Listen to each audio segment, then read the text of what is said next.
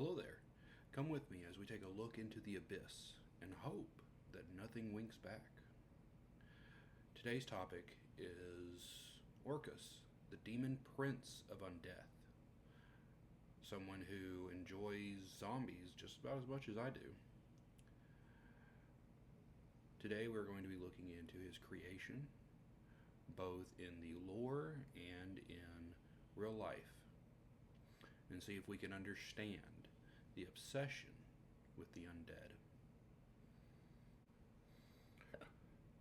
Orcus made his first appearance in 1976, a creation of Gary Gygax, co-founder of Dungeons & Dragons. He made his debut in the Eldritch Wizardry book that was released to explain more things along with other demons. And Gary got his inspiration from Greek mythology, that Orcus is the ruler of essentially hell in that mythology.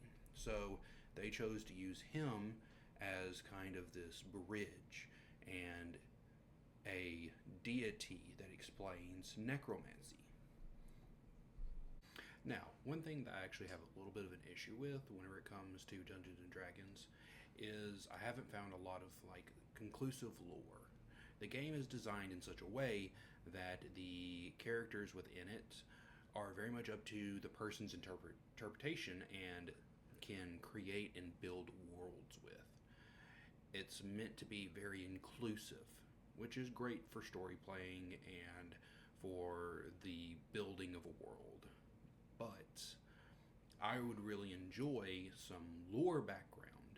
Like, I would like to know for sure who he was, what conquests he had when he was human. Because at one point in time, he had to be a mortal. But lost to the sands of time, we know almost nothing of his mortal life, other than he caught the attention of the abyss, and he was a necromancer. Some lore states that he was one of the very first mortals to ever be able to raise the dead. And then others just simply say he was just an extremely excellent wizard who fell in love with undeath. And through his conquest to control life and death, he managed to catch the eye of the abyss, and by doing so, dooming himself to hell. Afterwards, he became a demon prince. We know that he had to work his way up through in the abyss. He had to continuously fight and claw. But once again, none of this is really laid out for us. We don't know what all he went through. All we truly know is that as of right now, he is red. He has the head of a ram and wings. Outside of that, it is up to you to decide what his story is. We know that he did come to power. He did claim the 113th layer of the abyss. This layer is known as the 113th layer of the abyss, also known as Thanatos, is a realm of decay.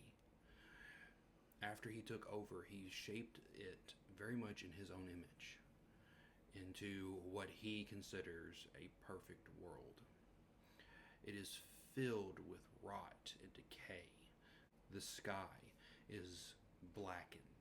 There are monoliths filled with the undead armies that he has brought forth. He lives in a castle in the middle, built from the undead. In the heart of this sprawling landscape of death and decay, he sits on his throne in Neverlost. throne made of skulls from the conquered. When he was introduced, he was a villain that had the ability to raise thousands, hundreds of thousands of the undead. Throughout the campaigns, he has lost one of his most precious artifacts to many adventurers. This, of course, is the Wand of Orcus. Imbued with his power, this wand is able to raise armies of the undead. It amplifies his power, and anyone that is able to take it from him will have much control over the undead. But just because he has lost his wand, don't let it fool you. He is still a formidable opponent, a very crafty wizard who, even without his wand, is still able to defeat most parties. His body is nearly indestructible. It is very hard to vanquish a demon.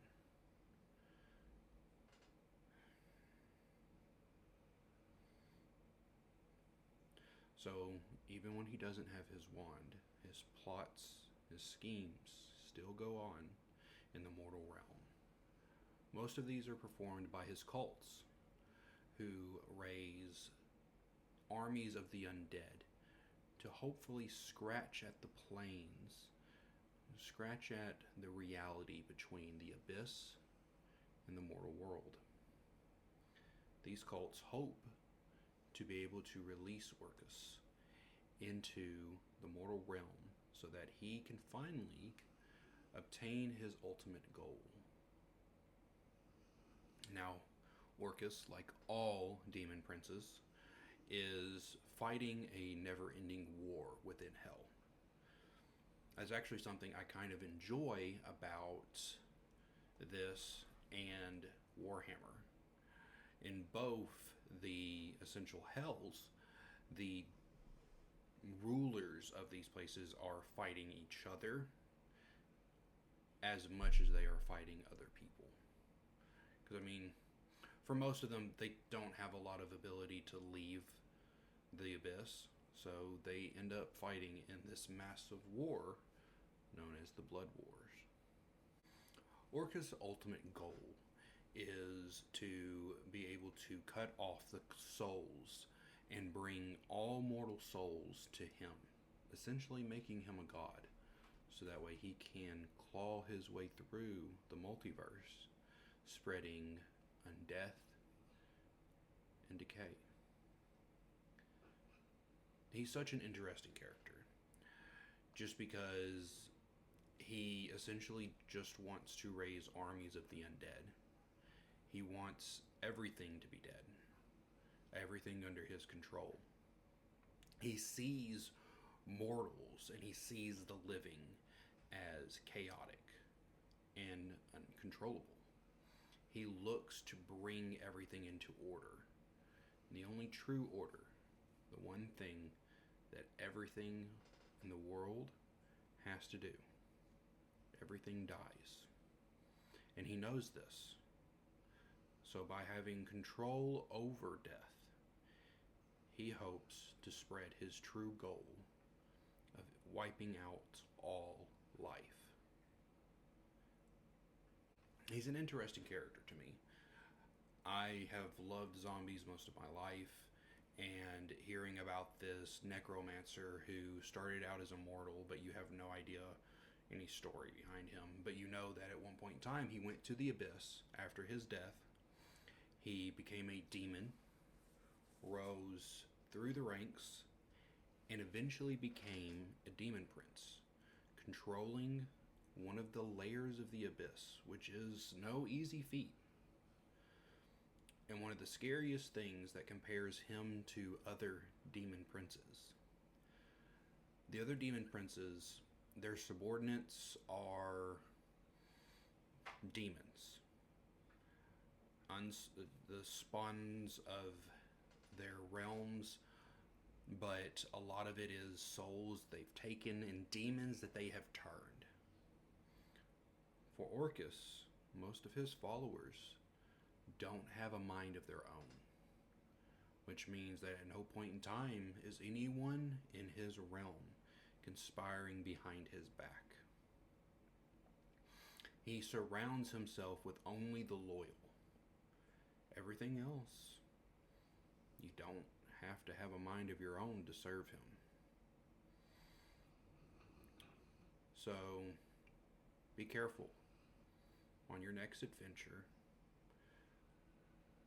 If you run across a zombie, Orcus might be controlling it. Hopefully you found this subject as interesting as I have. Like I said, I wish there was a lot more on him,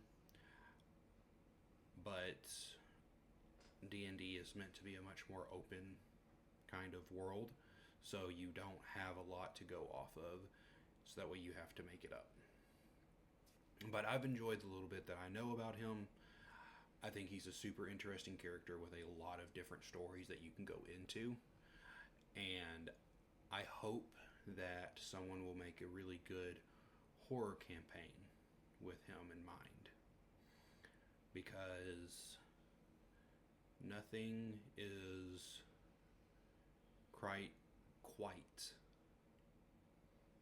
nothing is quite as inevitable as death.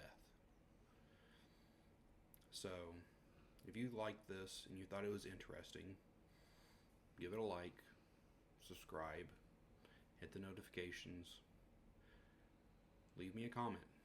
Tell me what you enjoyed about it. If you know something I don't know, please let me know. I'm still new to doing research on these things. I haven't been into D&D super long, so if you know something concrete, let me know. I would love to read it. I would love to learn even more about this character. And if you didn't enjoy this at all, if you thought I needed to work on things, let me know in the comments. Tell me what I need to work on. I won't be able to get better until I learn from my mistakes. And if this is a mistake, I need to know it. And the only way I'll know it is by you telling me. Thank you for watching. I hope you have a wonderful day.